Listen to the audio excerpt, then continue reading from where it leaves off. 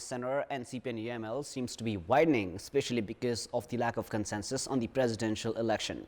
Meanwhile, parties have yet to reach an agreement on the candidate for the post, which does not have any executive rights. Good evening, I am Prarambha Dhal. Let's begin with the main stories. Day-long efforts of political parties to seek consensus for presidential candidate fails to reach a conclusion.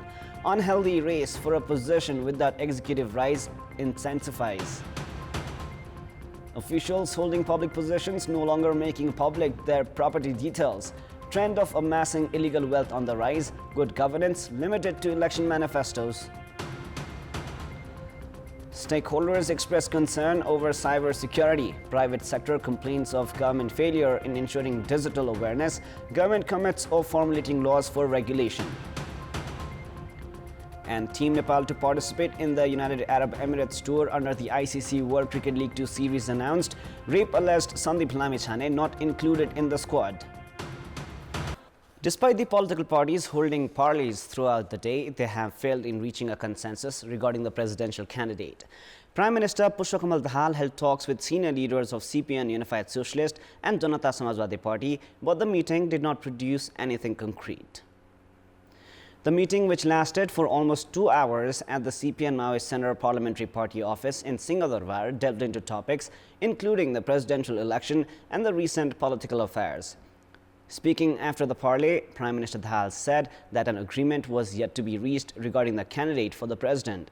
He added that a meeting will be held with Nepali Congress tomorrow morning, following which additional discussions are to be held. Prime Minister Dahal will also hold decisive talks with CPN-UML Chair KP Sharma Oli tomorrow. Other leaders have said that efforts are in progress to reach a common agreement for the presidential candidate. Prior to this, Prime Minister Dahal had held separate talks with Janata Samajwadi and CPN Unified Socialist leaders. The Constitution of Nepal has not issued any authority to the President for making decisions on any topic on their own. The President has the jurisdiction to operate based on the recommendations of the Council of Ministers or state bodies. However, an unhealthy competition is seen among the political parties for the designation of the President. The parties have seen the position being abused to serve political interests and have raised their concerns regarding the same, but have yet been making last-ditch efforts to ensure a victory for their candidate of preference. Article 66 of the Constitution of Nepal has defined the roles, responsibilities and jurisdictions of the President, where the President must operate by following the recommendations of the government or state bodies and is prohibited to make their own decisions. Members of the drafting committee of the Constitution have said that an agreement was reached between the political parties regarding not providing any executive right to the President while drafting the National Charter. Such provisions were including with the objective of making sure that the President made no mistake. However, past presidents have violated such sentiments of the Constitution. The affinity of political parties towards the designation of President seems to have grown as the past presidents have gone beyond their jurisdiction and were involved in political activities to serve the interests of political parties. Today marked the 60th day of the formation of the Prime Minister Pushpakamal Dahal-led government. Now, past Prime Ministers and Ministers used to make public their property details immediately after assuming office. However, despite strong assurances of good governance, the Prime Minister and Ministers of the current government have yet to make their property details public. The Council of Ministers had decided to make public the property details of the members of the cabinet 31 years ago. The following governments gave continuity to the practice. Officiating Prime Minister Pushpakamal Dahal had made his property details public during his previous term. Back then, he owned 1 kattha of land and 3 tolas of gold. Dahal's daughter-in-law Bina Magar, who was later appointed a minister, had shown 3 kattha land in the name of Prakash Dahal and mother-in-law Sita Dahal. However, the current property details of the Dahal family remain a secret. While Dahal and the ministers appointed with him have furnished their property details to the office of the Prime Minister and the Council of Ministers, the information is yet to be made public. as provisioned by the Commission for the Investigation of Abuse of Authority Act and the Prevention of Corruption Act, individuals holding public positions are required to make their property details public within 60 days of assuming office. Those failing to do so are to be fined up to 5,000 rupees and are required to furnish their property details within the next 30 days. Failing to do so would initiate investigations on their property. The Council of Ministers had made arrangements for making public the property details in its regulations. However, the Prime Minister and federal ministers themselves have violated the regulation. Officials holding public positions should inform about their property details for transparency. More than a legal issue, it is about ethics and is considered a democratic character. Experts are of the opinion that failure of those holding public positions in making their property details public leaves space to question their intention and creates a negative impact on good governance. In our Public Voice segment, we have asked in several provinces regarding why the ministers have not made their property details public. Let us now take a look at what they had to say. Public Voice. कानुन निर्माण गर्ने संस्थाले काम सम्पत्ति surgeon नगर्नु महान भूल हो। राष्ट्रपति बनाउने मेरो तेरो हैन उसँग गठबन्धन गर्ने भन्नेतिर चाहिँ उहाँहरुको ध्यान केन्द्रित भएको छ। त्यही भएर लुगाछिपीहरु खानी देशलाई लुट्ने काम हो। सत्ता नै कहिलेसम्म रहने हो टुङ्गो नभएर होला। अब केही कारणवश उहाँहरुले बुझाउन नपाउनु भएको होला अथवा नभ्याउनु भएको होला। जे गरिन हुन्छ भनेर नबुझाउनु भएको। घोटाला गर्नुहुन्छ कि जस्तो मलाई लाग्छ। किन अहिलेसम्म यो सरकार चाहिँ जानी पनि नजाने जस्तो चाहिँ गरेको छ। त्यही त आफ्नो सम्पत्ति लुकाउने लुकाएर राख्ने। Minister for Communication and Information Technology Rekha Sharma has said that Nepal lacks proper laws regarding cyber security. Speaking during the dialogue on cybersecurity organized by the Kantipur Media Group, Minister Sharma said that the country has witnessed transformation in technology but identified the lack of public awareness regarding laws related to information technology. She also identified the need to formulate laws to curb the increasing cyber crimes in the country. Minister Sharma further added that the government would prioritize its own satellites and softwares to ensure cybersecurity in the country.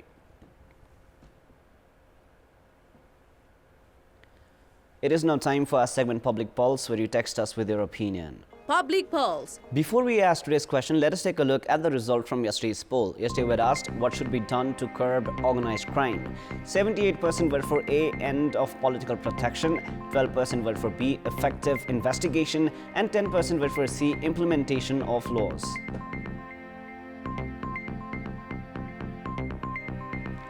Here is our today's question. Why have works of projects to be funded by donors not been taken forward? Your options are A, government indifference, B, legal complications, and C, complex terms and conditions of donors. The voting is on. Type NEWS, select your option A, B, or C, and send it to 34001 to share your opinion with us. Now in the international news, Wang Wenbin, a Chinese foreign ministry spokesperson, has said that China and Russia maintain normal exchanges in trade and cooperation. Wang said that China and Russia maintain close communications at multiple levels to promote the development of bilateral relations and contribute to the maintenance of the world peace and development. Russian President Vladimir Putin had earlier said that bilateral trade with China could soon reach $200 billion a year. In 2022, trade between the two countries was worth $190 billion.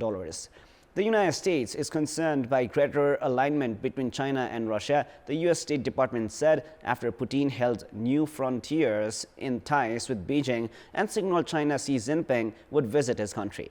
Meanwhile, China's foreign ministry said any potential intelligence on arms transfer by China to Russia that the United States plans to release was just speculation. The Wall Street Journal earlier reported that the U.S. government is considering releasing intelligence on China considering supplying weapons to Russia. Welcome back. It is now time for the sports news. Sports news. Team Nepal to participate in the United Arab Emirates tour under the ICC World Cricket League 2 series has been announced. And despite the effort of the Cricket Association of Nepal, CAN, to include Sandeep Lamechhane, who is alleged of raping a minor in the squad, it has not been successful. The National Cricket Governing Body, CAN, had appealed with the National Sports Council to make efforts for including rape-alleged Lamechhane in the UAE tour. However, the council had said that it could not involve in a case which was in progress at the court, which led to CAN announcing a 15-member squad, excluding Lamichhane, who was released on a bail of 2 million rupees by the Patan High Court on the condition of not leaving the nation, among other terms. However, terming the decision of the High Court a mistake, Office of the Attorney General had moved the Supreme Court, demanding judicial custody of Lamichhane while the case was in progress. Leg spinner Mausam Dhakal has replaced Lamichhane in the squad. Dhakal has been included in the national squad for the first time alongside Pratis GC. The triangular series involving Nepal, the United Arab Emirates and Papua New Guinea begins on Monday.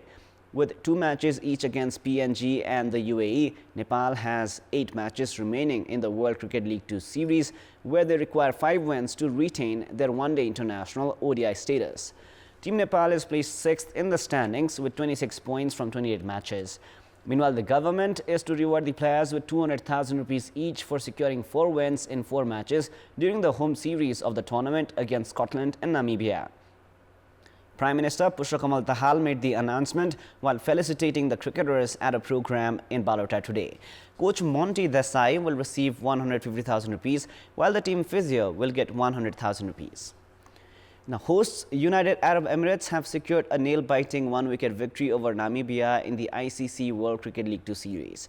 This result has come in favor of Nepal.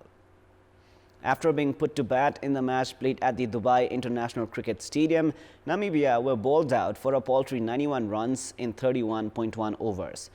Ruben Trumpelman top scored for Namibia with 30 runs, Zane Green added 24, while Michael Van Lingen scored 15 and none of the other batters scored in double digits. Zahur Khan, Ayan Afzal Khan and Kartik Mayappan shared 3 wickets each for the UAE, while Hazrat Bilal had 1 scalp to his name. The chase was not an easy one for the UAE as they kept losing wickets at regular intervals but earned the nail-biting victory in 33 overs, losing 9 wickets. Ayan Afzal Khan remained unbeaten at 35 runs. Rite Aravind scored 18 while Mohammad Wasim and skipper Chundanaya Gopayal Rizwan scored 11 runs each. Tangeni Lugameni picked 4 wickets for Namibia, Trumpelman had 3, while Ben Shikongo grabbed 2 wickets. Namibia had reached the UAE after suffering 4 defeats in Nepal.